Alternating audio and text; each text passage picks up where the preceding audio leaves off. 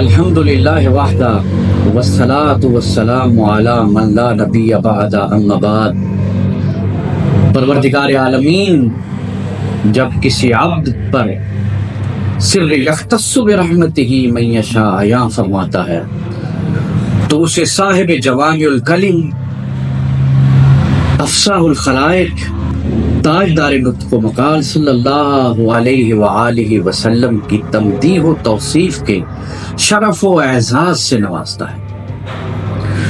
انہیں بیدار بخت و اقبال مند احباب میں ایک سعد و سعید و بختیار نام، مدیر فروغ نعت، عارف آداب سید الاصناف جناب پیر سید شاکر القادری چشتی نظامی دامت برکاتہم العالیہ پر قبلہ شاہ صاحب نہایت ذیرک و مدرک، حاذق و فائق، کامل الفن و قادر الکلام و صاحب بصیرت شاعر و ادیب ہے۔ بحمدہ تعالی بستان ورفعنا لک ذکرک سے ایک معطر و معمبر گلاب بصورت سائبان اقناف عالم میں مدحت کی خوشبوئیں بکھیر رہا ہے۔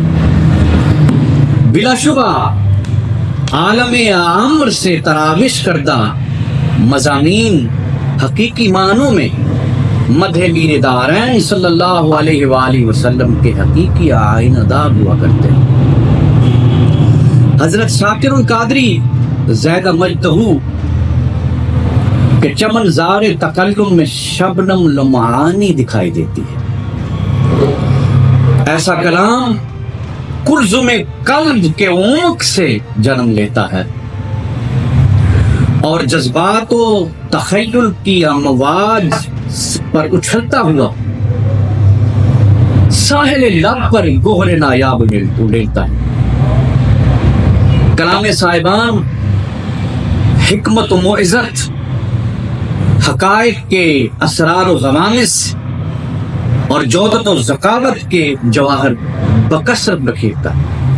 اس بحر زخار میں غواصی کرنے والے کے لیے یہ کسی نعمت غیر مترقبہ سے کم نہیں۔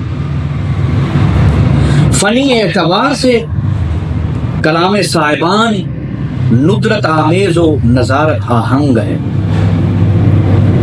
سید شاکر القادری دام ظلہ کا علمی تبحر، لسانی بصیرت، انداز تفہیم، فکری بالیدگی، بلند و جامع معنویت، ادبی چاشنی، امول بلاغت، اظہار ما فی الضمیر، حسن تراکیب، خود سپردگی، ارقام قصص و تمثیلات، علم بیان و بدیع، بیان شمائل و محاسن و محامد انہیں دیگر معاصرین شعراء و ادباء میں ایک منفرد اور ممتاز مقام پر فائز کرتے ہیں۔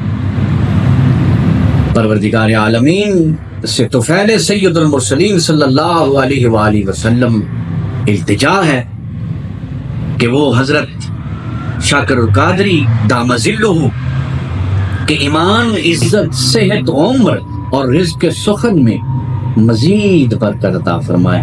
اللہم آمین بجاہ